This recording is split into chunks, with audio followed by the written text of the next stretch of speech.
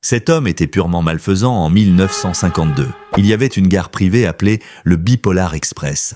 Elle reliait New York à San Diego et il était très bon marché d'acquérir un ticket. Beaucoup de gens de la classe inférieure pouvaient voyager d'un bout à l'autre du pays pour moins d'$1, mais il y avait un problème majeur. De nombreux voyageurs étaient signalés disparus par leurs proches après ne jamais être arrivés à destination. Le propriétaire et conducteur du train, Thomas Henry Smith, fut interrogé par le FBI. Il fut découvert que plus de 500 individus avaient disparu au cours de cette année en se déplaçant sur son train. Après 18 heures d'interrogatoire, Thomas avoua enfin et accepta de conduire les inspecteurs à l'endroit où se trouvaient les voyageurs disparus. Thomas les mena dans une région isolée du nord du Colorado, près d'une montagne traversée par des rails. De l'extérieur, elle ressemblait à une montagne normale, mais quand les inspecteurs furent conduits à l'intérieur par Thomas, ils comprirent rapidement que ce n'était pas une montagne commune. Ce qu'ils aperçurent en ce jour-là poussa les deux agents du FBI à prendre leur retraite